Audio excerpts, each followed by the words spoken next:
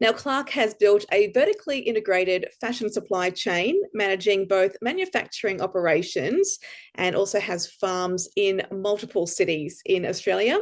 With extensive experience in premium wool production, Clark will share his insights on building a responsible supply chain, maintaining product integrity, and also balancing sustainability with business growth. Please join me in welcoming Clark. Hello, hi. How are you guys? My name is Clark. I'm the founder of Hermitage Wool. As you can see, that I spend a lot of time in farms and with the sheep wools in the factories where I manufacture. Next slide, please. What we are, we're a manufacturer mainly focused on the producing Australian made wool quilts, and we source only the highest quality Australian braid, Australian grown, and Australian processed wool for each of our quilts ever made. So that's basically what we do. We manufacture. So our main factory is in Melbourne, and we have two other factories in both Adelaide and Brisbane. Next slide, please.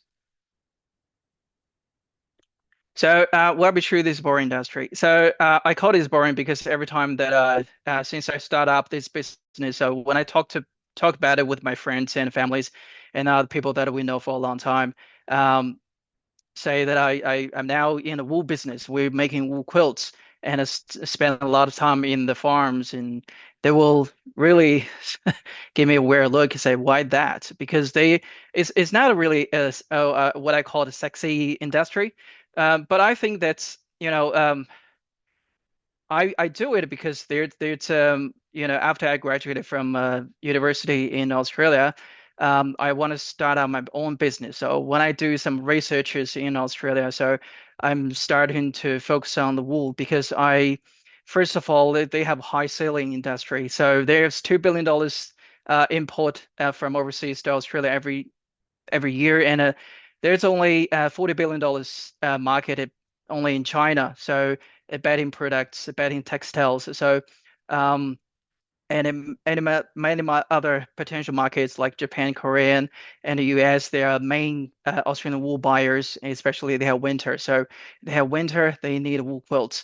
And also, Australian wool is one of the Australian biggest IP. So who doesn't know that? So if you access, like say, for example, in China, they might not know where Melbourne is, but if you ask them, what's do you think about Australia? They would talk about the sheep, the wool. So it's one of the things that they know the most about Australia.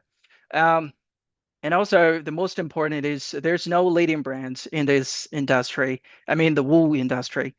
Um, I mean there's a lot of wool quilts branding in the world, in China, in Australia, in over worldwide, but there's no really leading brand. So that's why that I want to, you know, start a brand from ground up. So I want to be the one because especially China's big market. So mainly we uh 90% of our products made is export mainly to China, Japan, and South Korea. And well, the China, I take advantage of speaking Chinese and I know their culture, so I can break through the barriers of that. As mentioned that, so I heard about the formal speakers. They found it pretty hard to find the reliable supplier for that. So um, I speak Chinese, so I can just travel around China to really be their factory, whatever they are spending their the cutting factory and the waving factory. So I can just go there and talk to them and learn from them. There it's industry with no textbook. So that's how I take my advantage of that. So and also obviously wool related to many other industry like health, fashion, sleep science, and smart living, what I call scientific medical extra. So for example, I applied for a patent. So we put 7 or 8 different chips sensors on the quilt so they can monitor your body temperatures, blood pressures, heartbeats, and any parameters of it on your body during night. So I think that's smart because compared to other wearable smart device, quilts you don't need to actually wear them. So you just need to use them like as usual, like every day use that. So there's no really another cost like to learn. So who, like I said, so who doesn't use quilt. So no matter whether you're female or male, whatever your language you speak, color of skin, so you need a quilt. So yeah, and also wool quilts doesn't necessarily use that in winter. So we do have summer quilt or what called air conditioner quilt. So you can use that like you use that in a hotel. Next slide, please. Yeah, so I want to bring a class. I want to bring fancy to this specific industry, like quilt making. Um, Obviously, wool is definitely a fashion icon as material in fashion field. That's I used to work for Bulgari, the Italian jewelry company. So I was really I see so many fancy stuff, watches, jewelries, and I think that quilts can be the same. Like when I do study this industry, when I do some researches, if you learn that in many other like clothes industry, this back in 300-400 years ago, like boots, for example. So we only have boots for dry weather and boots for wet weather, what we call rain boots.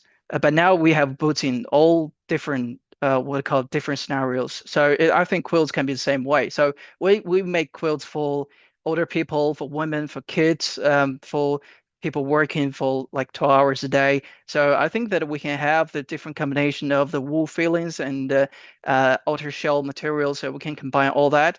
We can make some comfortable quilts for specific age group or people group. So quilts can be used for many other more application scenarios for many more people, as I said. So in different living conditions. So we can make uh, this comfortable quilts for everybody.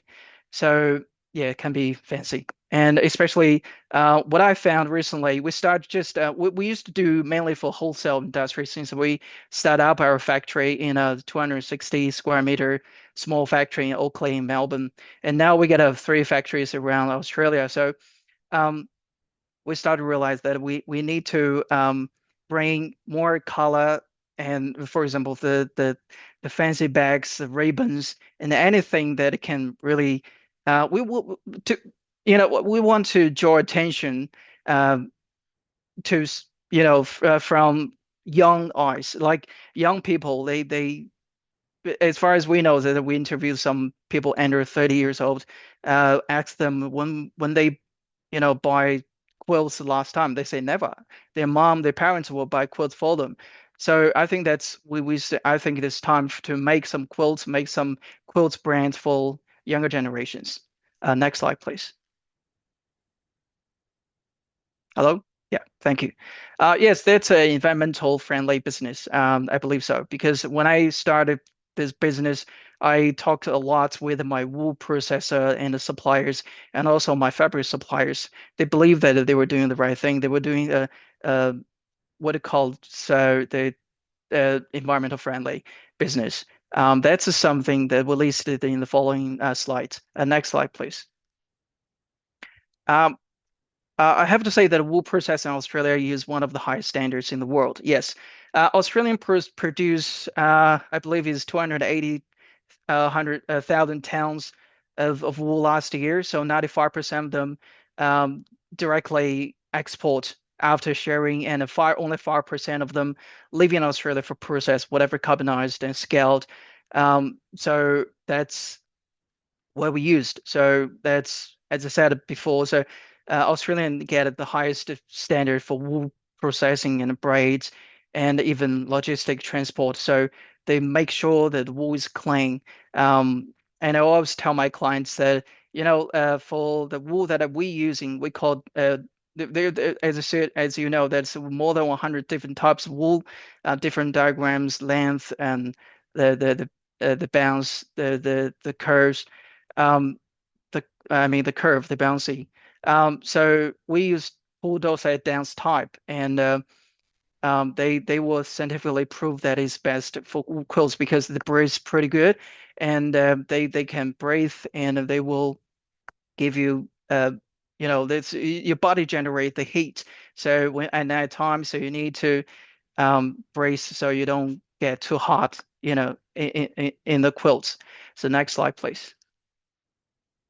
And it's baby friendly, of course. So all the wool that we bought local in Australia. They have certificate to prove that they're baby friendly, so we can use directly to baby products like the quilts for kids. Next slide, please. And also, wool is helping animals. We call it animal friendly. So especially when sharing wool from a sheep, as you know, it's really helped them to move. How to say? Excuse my broken language. So yes, it's really helping them. Next slide, please. And Australian weather and soil is good for animals and will produce good quality wool, especially. Really good story. The dance type that we're using it actually originally from England, and that's the revolution starts and the weather it's start not that beautiful. So they crossbreed them and they transfer them to Australia and they only grown in Australia, and they only the dance type only 1% of all Australian sheep. So it's a pretty what we call it a really limited availability. So the good weather it really helped them to grow, especially for the wool itself. So it don't have lots of dirt and fibers and VM in the wool, so it's easy to process in my factory. Next slide, please. Yes, of course. So we're seeking more possibility to do further, such as recyclable wool, quilts fabric. That's what I do. I do listen to the other speakers. They are trying to, you know, search for amazing fabrics. So that's what I do the same. So I wanted the fabric a softer, finer, and so that's what we do. So we work with some yarn spinning factory or weaving factory back in China to make some always improve the fabric thinner, softer, finer to make the customer happy about what we are. Especially we want to do different things in year by year. So I think that's something that we have to, spend in time to. Next slide, please.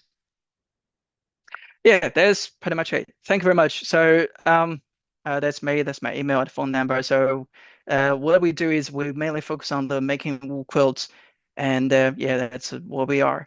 Thank you very much. Thank you.